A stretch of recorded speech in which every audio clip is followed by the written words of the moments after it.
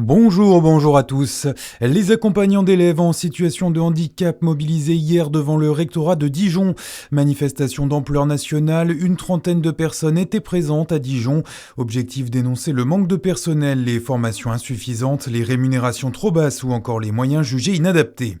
Cette autre mobilisation, cette fois à Viry dans le Jura, contre la fermeture d'une classe prévue à la rentrée de septembre par la nouvelle carte scolaire.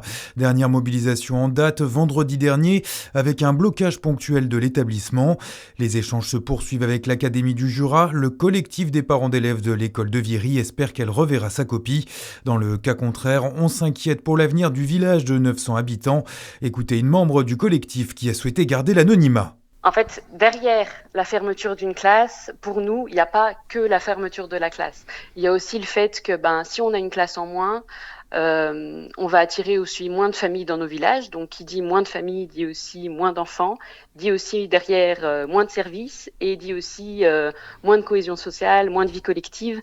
On a tout un tissu associatif autour de chez nous avec des assos qui font beaucoup pour les enfants et du coup, tout ce tissu associatif, il montre bien en fait que toute la population des petits villages aux alentours est impliquée, s'implique pour les enfants. Une pétition est disponible en ligne sur le site change.org. Elle regroupe à l'heure actuelle plus de 1100 signatures. Une chanson a aussi été mise en ligne mettant en scène les enfants concernés.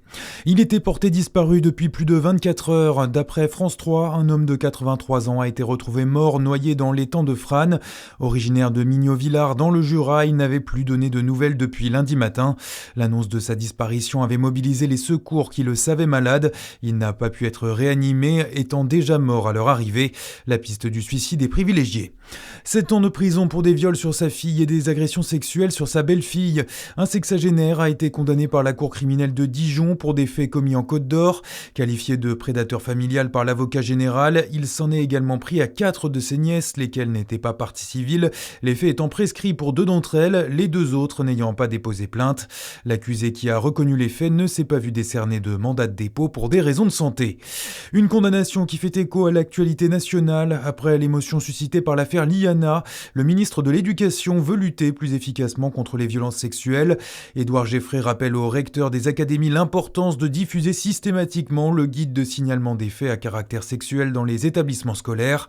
Le ministre souhaite également la mise en place d'une liste noire des personnels interdits dans les écoles pour avoir eu des comportements déplacés avec des mineurs. Cette mesure devrait figurer dans le projet de loi sur la protection de l'enfance. On termine par les sports. La pression monte d'un cran pour l'équipe de France de football. Les hommes de Didier Deschamps prennent l'avion cet après-midi pour les États-Unis en vue de la Coupe du Monde. Bonne journée sur Fréquence Plus.